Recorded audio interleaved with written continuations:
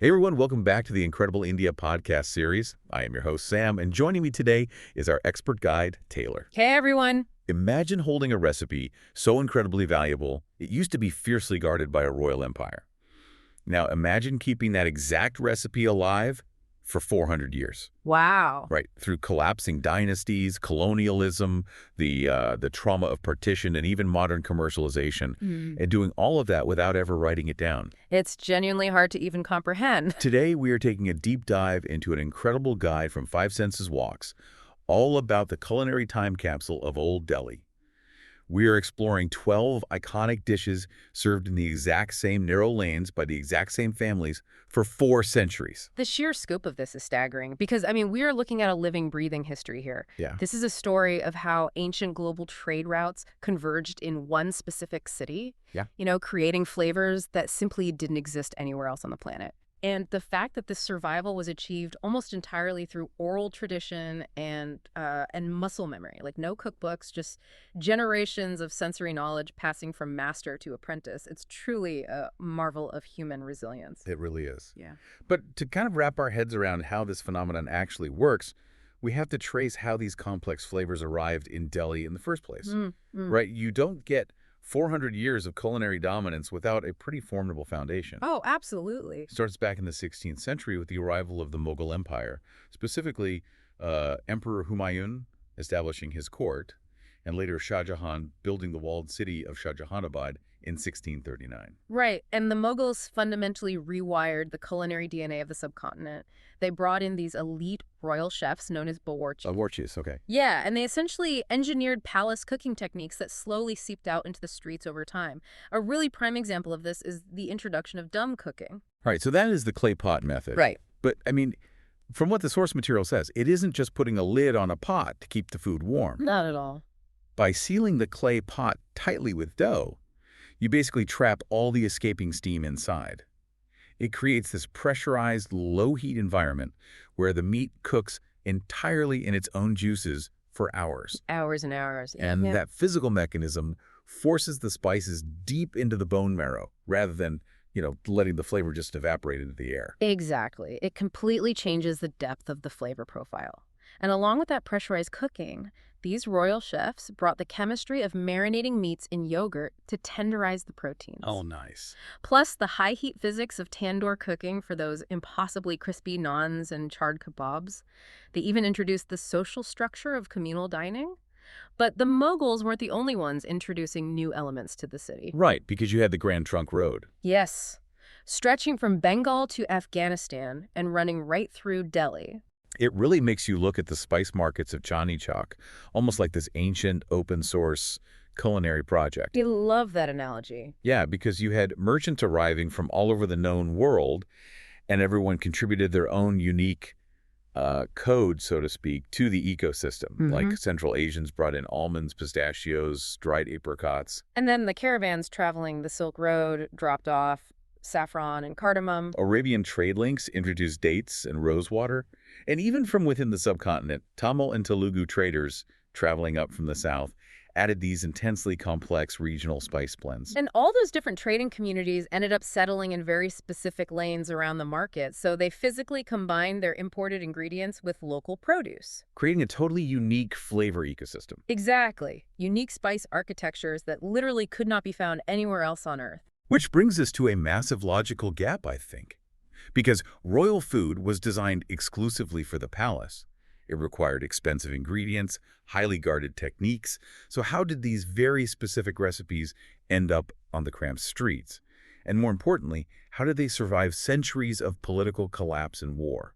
It basically comes down to displacement. Displacement. Yeah, when political upheaval struck and the Mughal Empire began to fracture, those royal cooks, the bawarchis we mentioned, they lost their wealthy patrons. The money just dried up. Oh, wow. So to survive, they had to migrate out of the palace and set up shop in the narrow lanes of Old Delhi. They brought elite, heavily guarded secrets directly to the common people just to make a living. That is incredible. And I guess the survival through the British Raj makes sense when you look at how colonial powers operated, right? Yeah. The British largely looked down on these native cooking practices. So by ignoring these cramped quarters, they inadvertently turned the narrow lanes of Old Delhi into a protected refuge. The disdain from the colonial rulers created this weird shield that left the authentic recipes alone to thrive. It is a fascinating historical paradox. Neglect became their strongest protection. Yeah. And, you might assume that the heartbreaking trauma of the 1947 partition would have destroyed what was left. Millions of people were displaced. Right, the city completely changed. But instead of the culture shattering, refugees fleeing from Lahore and Peshawar arrived in Delhi bringing their own distinct regional variations. So rather than erasing what was there, those new flavors wove seamlessly into the city's existing culinary tapestry. Because the recipes didn't live in a royal vault anymore. They were anchored by ordinary people. Yes. Passed from mother to daughter, from master to apprentice. They were kept alive by religious festivals that mandated specific foods and by fiercely loyal local patrons who just absolutely refused to let the flavors change. And because those recipes were protected by the very geography of the city, mapping out where you can actually find them today is crucial. The 400-year-old beating heart of this scene is Chandni Chowk. The guide from Five Senses Walks paints an unbelievable picture of what that main artery looks like right now. It is a total collision of eras. Oh, completely. You have modern office workers scrolling on their phones, standing shoulder to shoulder with traditional vendors in kurtas, balancing these massive, bubbling karahis. The heavy woks? Yeah, heavy woks full of hot oil. It's like modern Delhi swirls right around these ancient traditions without disturbing them at all. And while Chandni Chowk is the main thoroughfare, the real alchemy is hidden just off that road, deep in the labyrinth of hidden bylanes. Take Gali Kebabian, for example. Okay. The street is physically so narrow that barely two people can pass shoulder to shoulder. Wow. Yet, tucked inside are kebab masters executing untouched Mughal-era techniques over open coals. Or Dariba Kalan, the famous silver market, which houses ancient hallway or sweet shops, operating exactly as they have for centuries. We really have to look at the people guarding these lanes. You have Kareem's, established in 1913, serving recipes derived straight from the Mughal royal kitchens. And Parantawali Gali, where the Pandit family has been rolling out stuffed flatbreads parathas for up to 17 generations. Just think about the sheer weight of 17 generations doing the exact same thing in the exact same spot. I mean, I have to push back on the business logic of this, though. Okay, how so? Well, we live in an era of venture capital and hyperscaling. If a family has a recipe that has been a guaranteed hit for 17 generations, why haven't they sold out to a massive franchise? In literally any other city, a corporation would have bought the naming rights, mechanized the production line, put a kiosk in every airport in the country. Right. Why stay in a cramped, sweltering lane waking up before dawn? Because they don't view themselves as business owners in the modern sense. They see themselves as cultural custodians. Literal custodians. Yeah, they understand a fundamental truth that mass commercialization totally ignores. Authentic flavor cannot be replicated in a distant factory by unfamiliar hands. That makes sense. They wake up at 4 a.m. because they know that to keep the soul of the food intact, they have to use those massive, worn tandoors blackened by decades of smoke. They have to cook in heavy brass vessels polished by the generations before them. If you mechanize the process or rush the heat, the magic dies. Let's actually look at the food they are protecting, because the guide details 12 iconic dishes across savories, sweets, snacks, and drinks. If we start with the savory side, nihari is a huge standout. Oh, definitely. It is a slow-cooked bone marrow stew, but it was originally engineered as a heavy dawn meal to physically sustain laborers through a brutal day of work. The marrow gives it this incredibly dense, rich texture that you can only get from simmering it overnight. And then you have Kareem's kebabs, specifically their mutton seekh and chicken jahangiri. These aren't just like modern approximations. They are meant to match the exact complex spice profiles served in Shah Jahan's court. And tol bachur, the defining difference there is the bread. They puff it over actual coal fires, infusing the dough with a deep, smoky essence that a modern gas stove simply cannot replicate. Moving to the sweet spectacles.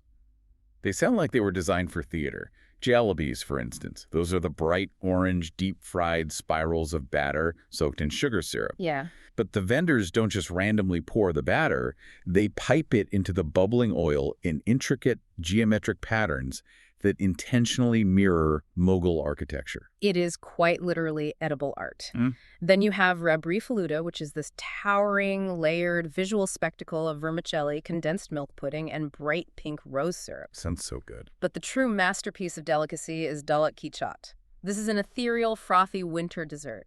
It requires an ancestral, highly specific hand-whisking method designed to literally capture the cold winter dew right into the milk foam. To literally capture the dew, that is magic. It really is. And moving to the snacks and drinks, it feels like we shift from royal spectacle to the genius of the common man's cuisine. You have papri chat, which is a total textural explosion. Oh, yeah, the crunch. The crunch of the crispy wafers hitting the creamy yogurt and the sharp tang in the chutneys. Then there's dahi bala, which uses fermented lentils. But the fermentation isn't just for flavor. It chemically alters the dish to provide a vital cooling effect on the body during the brutal Delhi summer. And the drinks serve a similar biological purpose. Like shikanji, it's a lemonade, but they spike it with black salt and roasted cumin. It acts as an ancient, natural electrolyte replacement. Sure. And kanji goes even further. It is a fermented drink made from black carrots, and the slow fermentation process turns it into a potent natural probiotic to aid digestion. What strikes me reading through these 12 items isn't just the culinary science, It's how deeply storytelling and myth are baked into the recipes. The food isn't just sustenance, it serves as a historical record. The myths are incredible.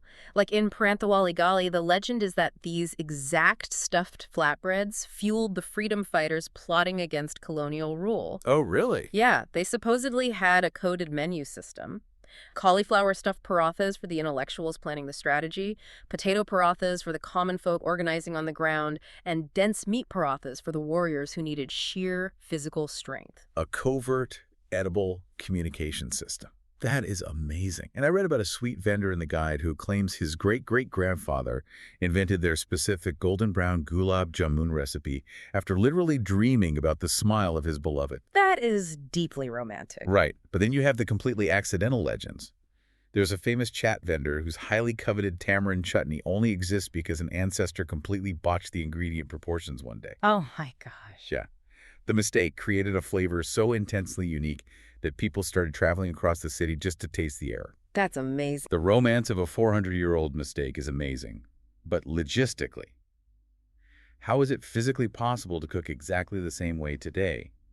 Even if you maintain the technique, the world around these lanes has drastically changed. That is exactly where the reliance on oral tradition becomes a superpower. There are no recipe books dictating a set number of minutes. The cooking is taught purely by sensory markers. Meaning what, exactly? Like a halwa maker doesn't set a timer on their phone, right? They know the sweet is ready entirely by the specific sound the milk makes when it begins to caramelize against the pan. Wow. Or a kebab master checks the meat's tenderness by touch, feeling the yielding resistance under their fingers, not by piercing it with a digital meat thermometer. But they can't be completely frozen in time, right? I mean, they must have adapted to modernity in some ways to survive the sheer volume of customers they serve today. Oh, for sure. It is a deliberate balancing act.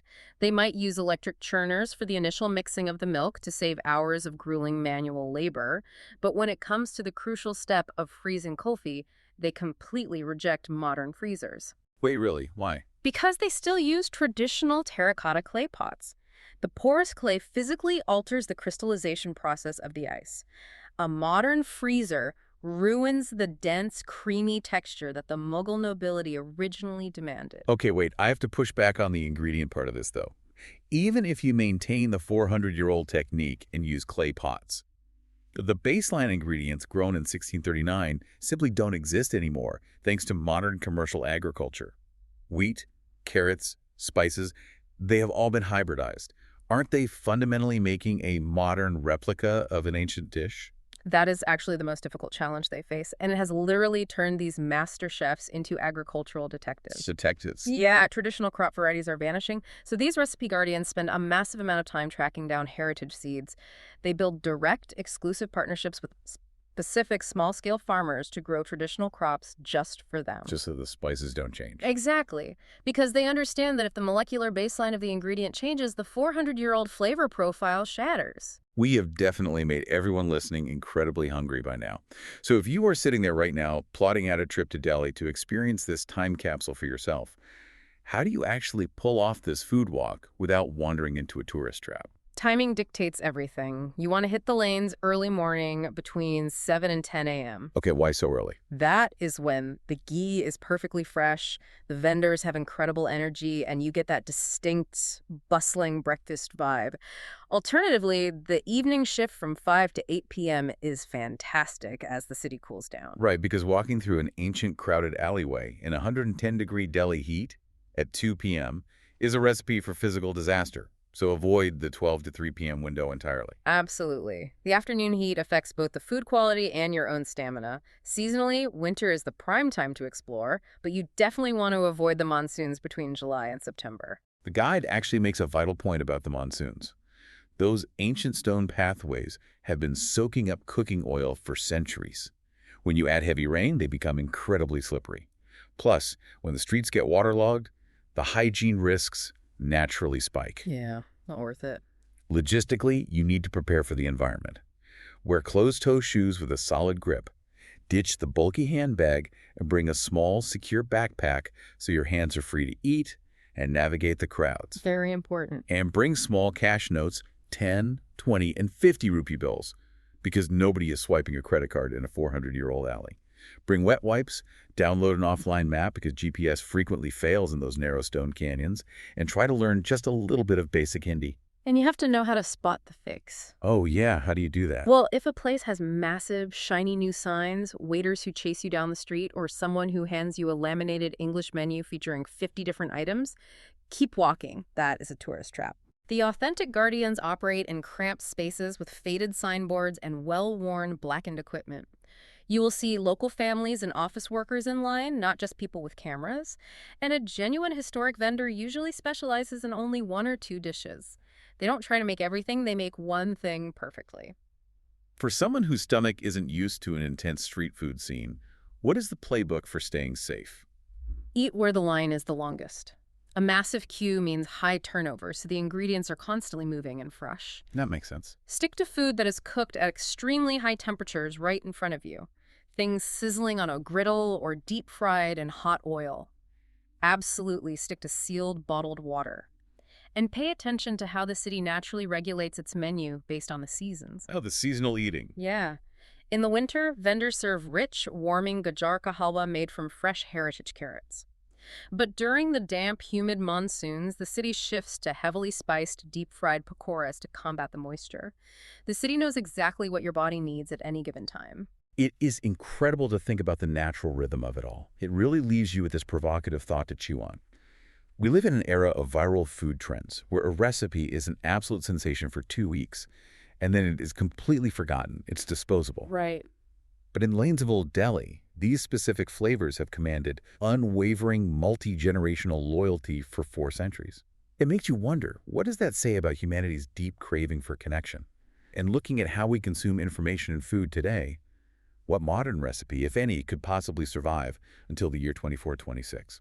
If you decide to travel to Old Delhi, we have a recommendation. 5 Senses Tours organizes tours across India, which are immersive cultural experiences. You can email contact@fivesensestours.com. Note 5 is written as a numeral in contact at fivesensestours.com. Or WhatsApp to +919 845 677 446.